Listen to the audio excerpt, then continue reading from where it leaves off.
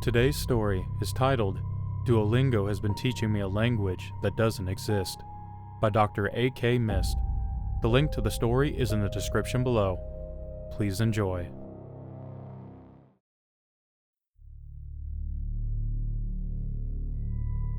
I want to say this right away.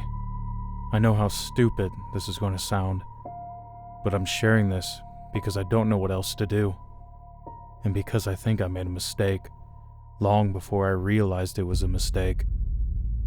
I've always been one of those average people who know they're average, not ugly enough to get noticed, not handsome enough either, not dumb, not particularly smart, not athletic, not funny on purpose, the kind of guy teachers forget is absent until attendance time, the kind of guy who was always in group photos, but never in anybody's favorite memories. I had no hobbies, no notable pastimes that made me stand out. I only did what other average kids did in my country do in their free time, doom scroll Instagram.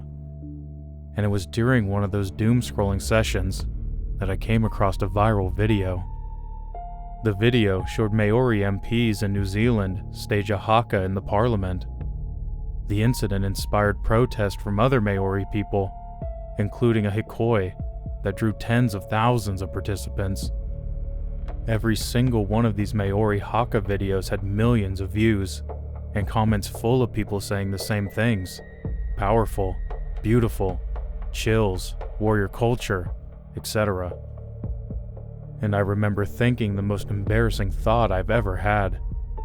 If I could learn this, people would think I was interesting. That's all it was.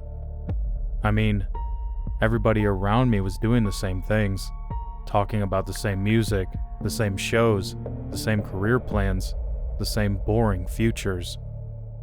And here was this one thing that felt unusual enough that it could become mine.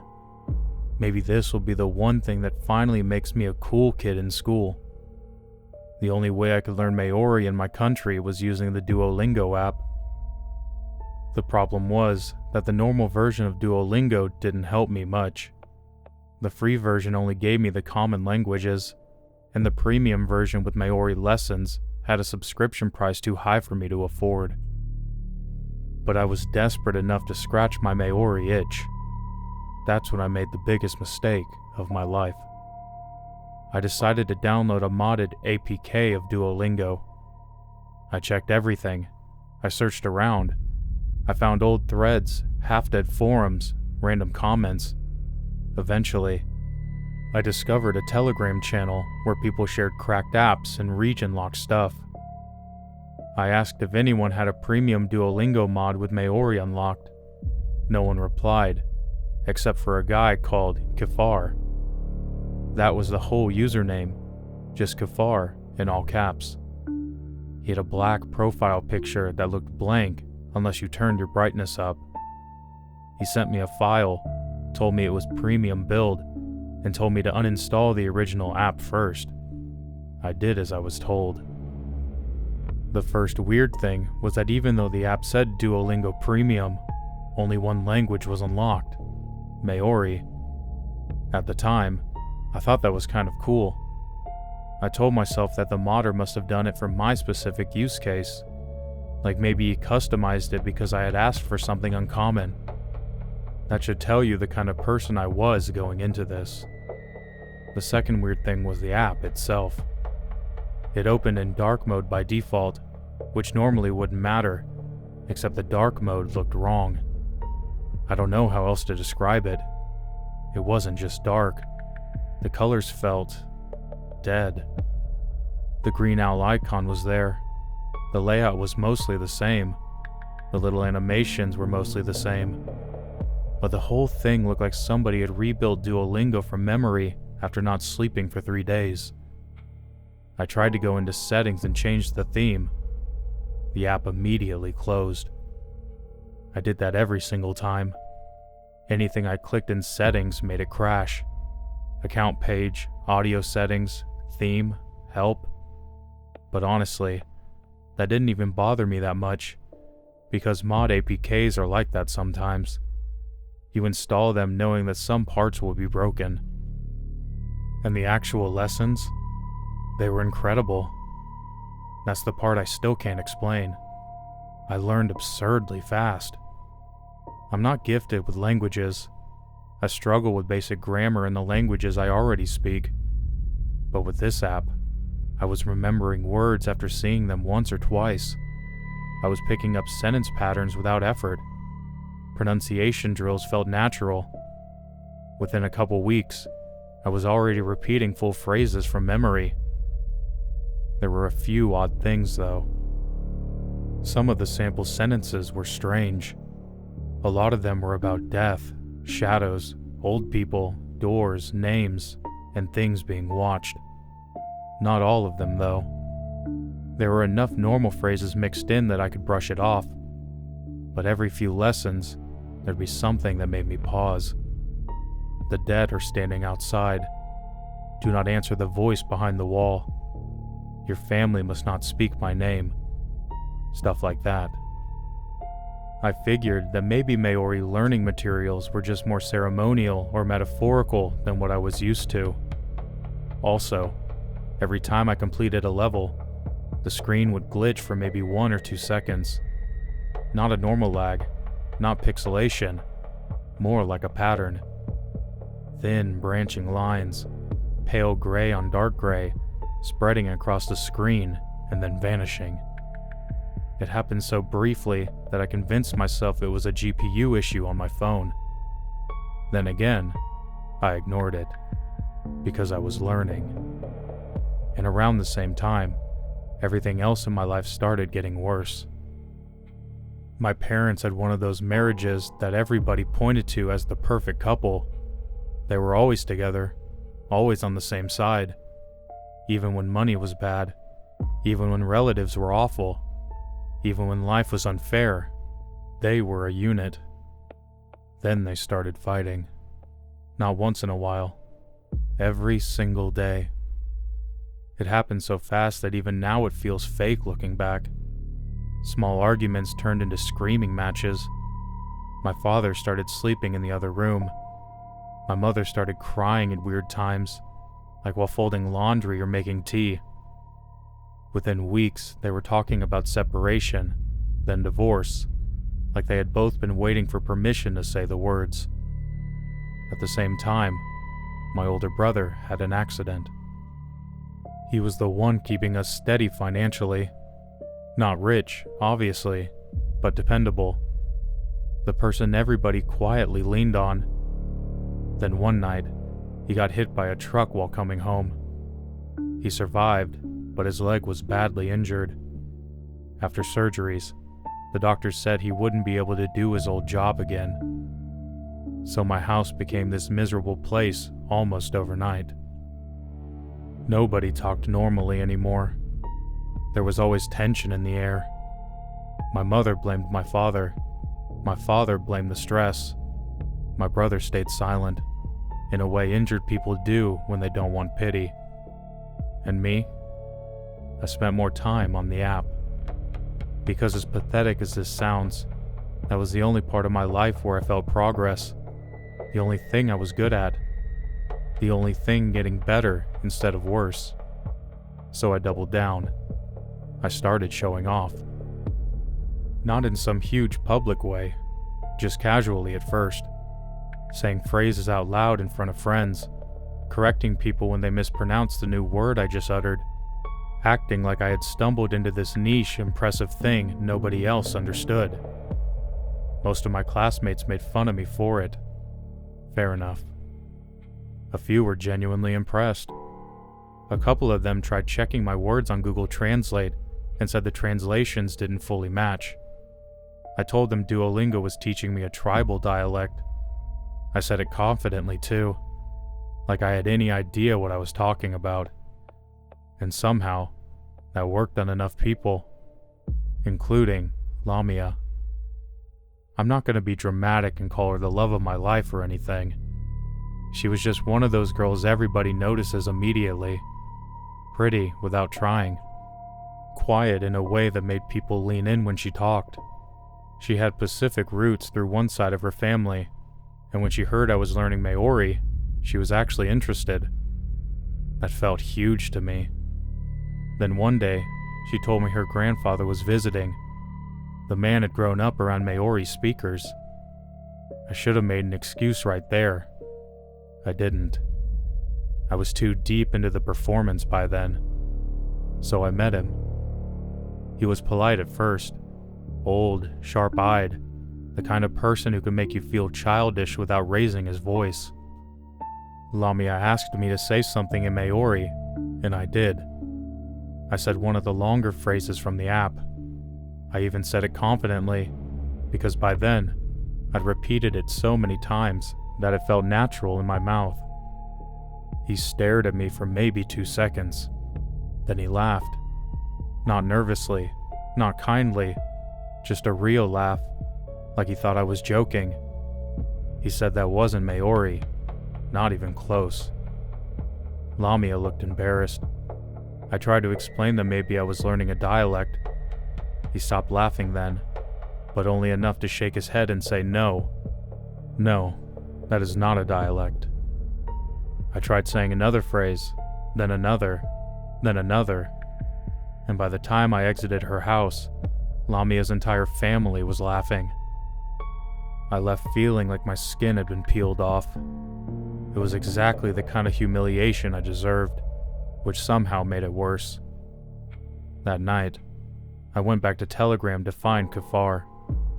The account was gone. Deleted, banned, changed? I don't know. The username no longer existed, but the channel still had old subscribers hanging around, so I started messaging people. People who had replied under the message where I originally asked for the APK. Most ignored me. 3 answered. One was from Brazil, one from Turkey, one for somewhere in Eastern Europe. All 3 had gotten different versions of the same app from Kafar. All 3 had been trying to learn unusual languages, not Maori. One wanted Ainu, one wanted Cornish, one wanted something I'd never heard of and still can't spell correctly. And the similarities got really uncomfortable, really fast. All of them had started learning fast. All of them said the app felt off in ways they couldn't explain. All of them had gone through some personal disaster after starting it. Death in the family, sudden breakup, house fire, job loss, illness, different details, same pattern. And all of them talked about the app, the same way addicts talk about the one thing that still makes life bearable, like it was the only thing still working. One of them thought I was just exaggerating. Another one said I was just embarrassed because I got called out for pretending to know a language.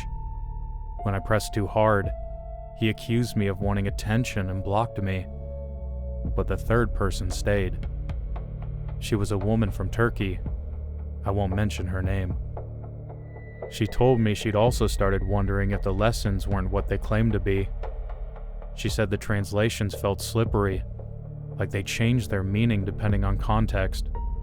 She said the level up screen on her app also flashed with branching gray patterns.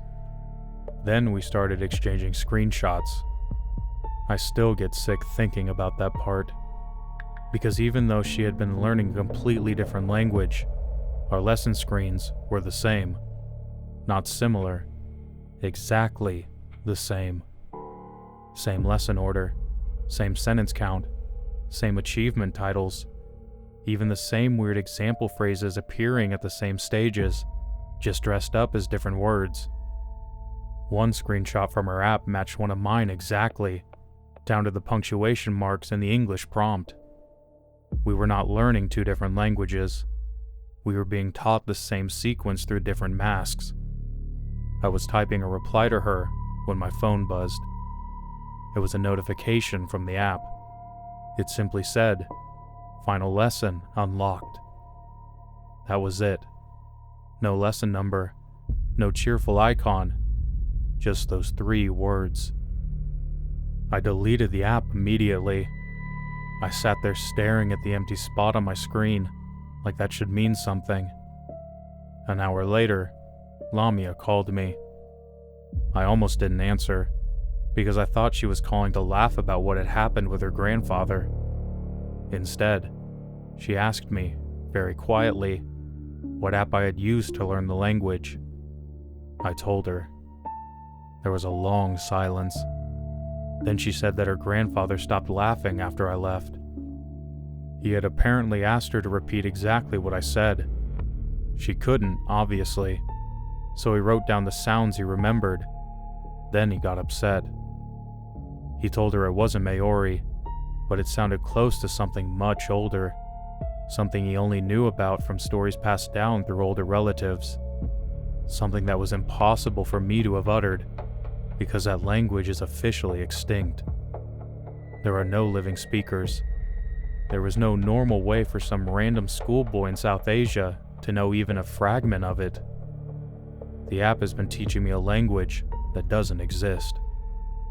She asked me what else I had learned from the app. I lied and said not much. I don't know why I lied. Maybe because hearing fear in her voice made the whole thing feel real. So that's why I'm posting this here. Not for attention. If attention was all I wanted, I got punished for that already. I'm posting because I need to know if anyone else got an APK from Kafar, or from somebody using a different name. Especially if you asked for an uncommon language. Especially if the app only unlocked one course. Especially if it crashed whenever you opened settings. And if any of this sounds familiar, do me a favor. Delete the app before you reach the last lesson. Because ever since I received that notification 10 days ago, I have been hearing someone muttering in my hallway. Not loudly, just under their breath. A low muttering, steady and rhythmic, like somebody trying to remember something line by line. Last night, without even meaning to, I recognized some of the sounds, not because I understood them, because I had repeated them before. Into my phone, into my headphones, into my own mouth. I've checked every room. I've checked the roof. I've checked outside with a flashlight like an idiot. Nothing. I know what some of you are going to say. Stress, lack of sleep, grief, guilt, suggestion. I would honestly prefer that, because there's one thing I can't explain. When I'm lying in bed and the muttering starts, I sometimes know what sound is coming next before it comes. Like I'm not hearing a stranger speak, like I'm remembering a lesson. I deleted the app 10 days back, and something in my house is still speaking to me like it did. Tonight, it started earlier than usual, and it doesn't sound like it's in the hallway anymore. It sounds like it's on the other side of my bedroom door. Update. Last night, the muttering got louder around 3 a.m. I don't know what came over me. Maybe I was just exhausted. Maybe I stopped caring. I sat up in bed and said, "Who's there?" The muttering stopped dead. "Who the fuck is there?" Louder this time. 10 seconds of silence. Then it responded, in the language the app had been teaching me. Clear, unhurried, like it had been waiting for me to ask. I knew that phrase. It was one of the first sentences I ever learned. I must have repeated it 100 times into my phone microphone. It knew exactly what it translated to. I am the one you summoned.